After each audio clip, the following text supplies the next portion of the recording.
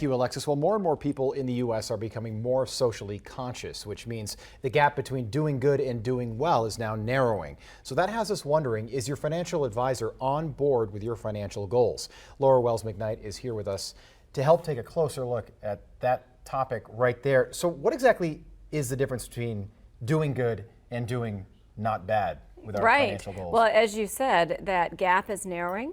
So a lot of people are looking for a financial advisor that understands their charitable motivations. So more than 95% of people in America give to charity, and financial advisors are beginning to recognize, gosh, if I want to really do a good job for my clients, I need to connect the dots between doing good and doing well, meaning they may want to look at stocks that aren't just, not bad stocks or not sin stocks, but actually invest in companies that treat their employees well, that are looking at environmental concerns, that are looking at a way to view the bottom line that goes beyond making profit.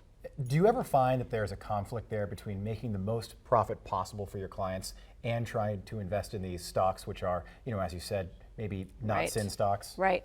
I think a lot of financial advisors, I'm not a financial advisor, but a lot of financial advisors struggled with that, but it's becoming easier to connect the dots because social consciousness is increasing. So, a really great example of that is all of the tools, the philanthropy tools that are now available. So a lot of financial advisors are suggesting to their clients, hey, you can be really tax savvy and meet your financial goals if you set up things like a charitable remainder trust or a donor advised fund or a bequest for charity in your estate plan.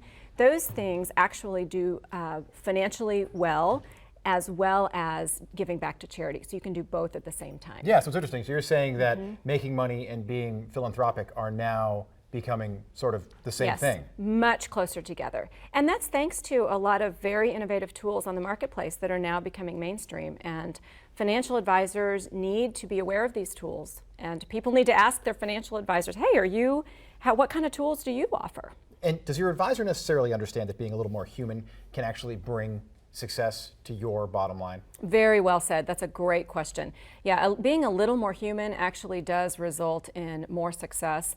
It's very well documented that these emotional connections now are so critical to overall health, whether that's financial health, career health, any kind of well-being is very connected to that emotional state.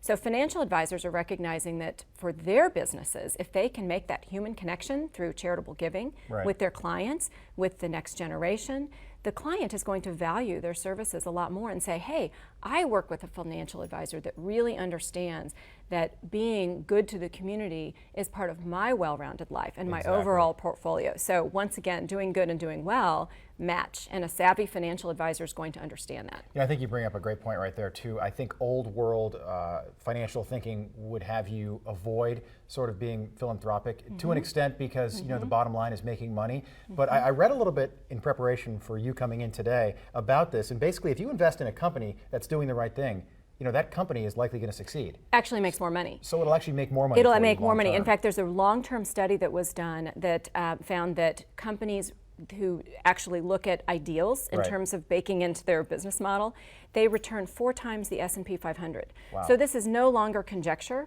This is actually documented that you make more money by doing good. Right, there's evidence behind it. How about that? How about that? We love it. Great stuff as always. Thank you.